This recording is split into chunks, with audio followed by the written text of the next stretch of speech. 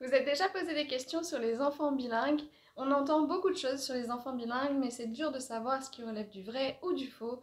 Alors aujourd'hui, je fais une vidéo sur les 5 idées reçues sur les enfants bilingues et on va répondre à ces 5 idées reçues, mythe ou vérité. Bienvenue sur ma chaîne Éducation Voyageuse. Moi, donc c'est Justine. Si t'es pas encore abonné à ma chaîne, tu peux le faire en cliquant sur le bouton s'abonner. N'hésite pas à cliquer aussi sur la petite cloche pour recevoir les vidéos toutes les semaines. Tu peux aussi me suivre sur Instagram.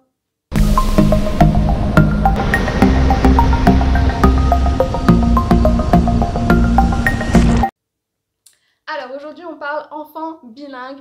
Qu'est-ce que le bilinguisme? Si vous n'avez pas vu ma vidéo sur quand est-ce qu'on peut dire qu'on est bilingue, je vous invite à aller la regarder. Sinon, pour faire simple, le bilinguisme, eh bien c'est la capacité à recevoir et à produire du sens dans deux langues différentes en fonction de vos besoins dans la vie de tous les jours. Il faut savoir qu'il y a une personne sur 3 dans le monde qui est bilingue. C'est énorme, énorme, énorme. Il y en a beaucoup plus qu'on ne le croit.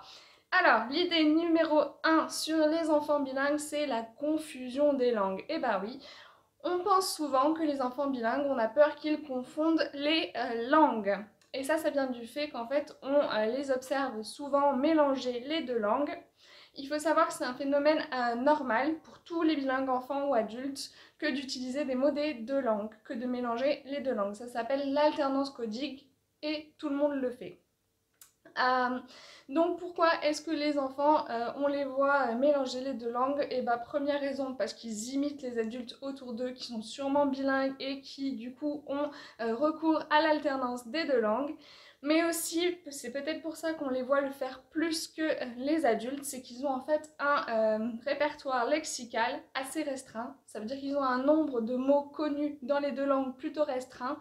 Donc, ils ont besoin de recourir à l'autre langue. Je m'explique. Par exemple, s'ils sont en train de parler en français, s'ils sont à l'école en France ou à la crèche en France, eh bien, ils vont connaître beaucoup d'autres mots dans la langue autre, on va dire l'espagnol, et ils vont pas la connaître forcément en français. Donc, ils vont avoir recours beaucoup plus souvent à l'espagnol qu'un adulte par exemple. Mais c'est tout à fait normal. Donc la réponse à cette idée reçue c'est non, non, non, c'est totalement faux. Les enfants ne confondent pas les langues. Les enfants bilingues savent reconnaître les deux langues et vous savez quoi? C'est ce dès la naissance. Un enfant est capable de différencier les langues dès la naissance. Si ces langues ont des rythmes ou des sonorités très différentes, si les langues ont des sonorités assez similaires, eh bien il les reconnaîtra à partir de 4 mois. Donc, idée numéro 1, fausse.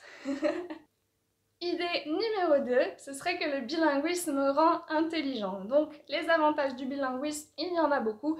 La numéro 1, ça va être bien sûr de parler plusieurs langues. Ça va être utile pour le travail, le voyage, toutes les rencontres à l'étranger. Donc, c'est un avantage considérable. Il y a aussi l'avantage de la compréhension sociale. C'est vrai que les enfants bilingues, comme ils sont habitués à naviguer dans des mondes, on va dire, sociaux un peu plus complexes, puisqu'il y a des gens de différentes nationalités, cultures, langues, eh bien c'est un peu plus complexe qu'un environnement strictement monolingue avec une seule langue et une seule culture.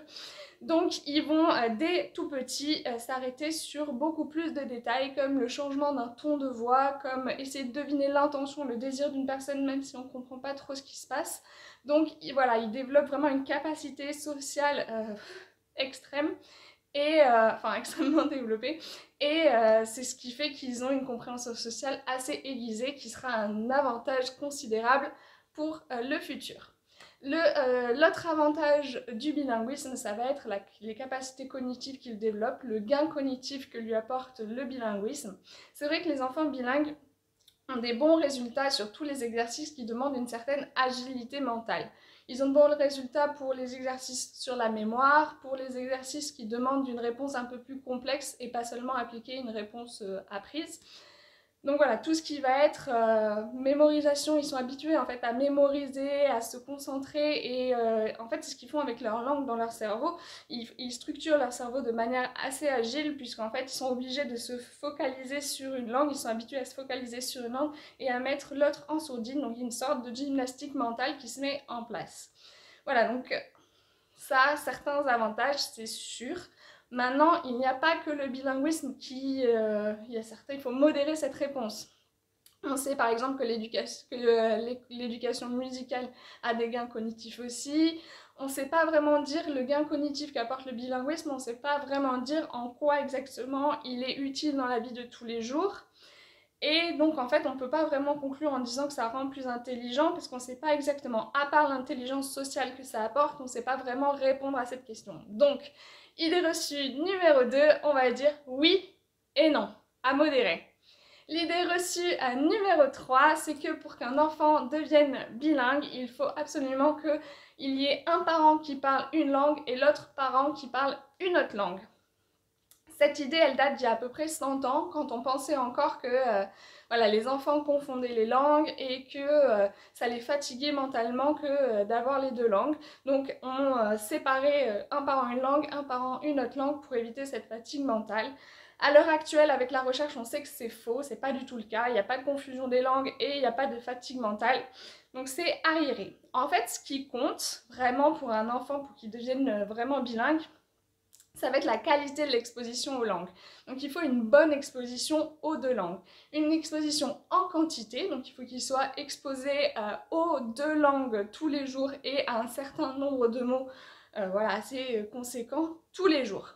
Et en qualité, donc c'est-à-dire qu'il faut qu'il soit exposé à ces deux langues par interaction sociale, hein, et non pas par la télé, par exemple. On sait qu'un enfant, c'est pas comme ça qu'il apprend les langues étrangères.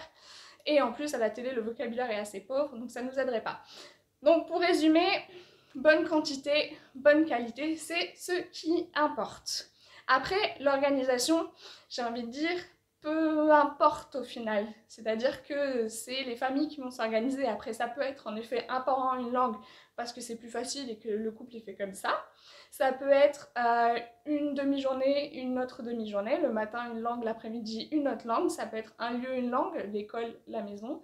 Voilà, donc en fait ça n'a pas vraiment d'importance. Donc l'idée reçue numéro 3, on va dire ni oui ni non au final. Ça peut, mais bon, comme ça vient d'une idée arriérée, j'ai envie de dire non, mais on va dire oui et non. Idée reçue numéro 4, ce serait qu'il faudrait que l'enfant commence très très tôt à l'acquisition des deux langues pour être bilingue. Et c'est vrai que plus tôt en âge, les enfants ont certaines habilités. En fait, les enfants naissent avec la capacité d'acquérir n'importe quel langage. Ils se spécialisent à partir de 9 mois exactement dans une langue, mais c'est pas irréversible. Donc on sait que tôt en âge, les jeunes enfants, ils sont très doués pour tout ce qui va être son, rythme, prononciation. Donc c'est avantageux de commencer tôt, c'est vrai. Après, on sait aussi que c'est une question de situation d'apprentissage, c'est-à-dire que quand ils sont jeunes, les enfants, c'est le moment où on leur offre des conditions idéales pour acquérir une langue. C'est-à-dire qu'on leur donne un langage simplifié, hein, on va utiliser des mots très simples avec les enfants, je pense que vous êtes d'accord, des phrases pas complexes, on va décortiquer tous les sons. Qui n'a jamais fait à un enfant ba ba ba maman? Voilà, vous savez de quoi je parle. Et en plus, on lui offre une qualité d'interaction magnifique. On reste en face à face, très proche avec lui pendant des heures. C'est vraiment les conditions idéales pour acquérir une langue et qu'on ne retrouve jamais, jamais dans notre vie. Quand on va dans un pays, personne ne nous parle comme ça. Et quand on va à l'école pour apprendre une langue, personne ne nous parle comme ça. On n'a jamais cette même situation d'apprentissage. Donc oui, il y a des avantages à apprendre une langue tôt, ça c'est sûr, ou acquérir une langue tôt, ça c'est sûr. Maintenant, c'est pas irréversible, c'est possible, et en plus on sait qu'on peut apprendre une langue tout au long de la vie. Donc la réponse à cette question c'est oui et non. Idée reçue numéro 5, c'est que les enfants bilingues auraient un retard langagier. Je m'explique. Souvent, les enfants bilingues vont dans une école et l'instituteur ou les parents comparent souvent les enfants entre eux et ils remarquent ou ils ont l'impression de remarquer que leur enfant ou un certain enfant a un peu de retard dans l'acquisition du lexique, par exemple du vocabulaire, que ses camarades. En fait, ça vient du fait que pour acquérir le premier lexique, donc les mots de base, le bilingue et le monolingue ne fonctionnent pas pareil. En fait, L'enfant monolingue va pouvoir apprendre 90 mots seulement dans une langue. L'enfant bilingue, il apprend le même nombre de mots, mais sans faire la distinction entre les deux langues. Donc ce qui se passe, c'est que si l'enfant monolingue apprend 90 mots en français, l'enfant bilingue, il en apprend 50 en français, 50 en espagnol, et on enlève les 10 mots qu'il a en commun dans les langues. Donc ça lui fait aussi sa capacité de 90 mots, mais répartis sur les deux langues. Donc on a l'impression qu'il est un peu en retard par rapport à ses camarades monolingues. Mais ça ne dure que pour l'acquisition du premier lexique, du lexique de base. Puisque arrivé à maturité langagière, donc 4 ou 5 ans, eh bien l'enfant monolingue, lui, il aura voilà, acquis un certain nombre de mots normal en fonction de la norme en tout cas. Et l'enfant bilingue, lui, ce qu'il aura appris, eh ben, c'est le même nombre de mots que l'enfant monolingue, mais dans les deux langues, donc 2 fois plus.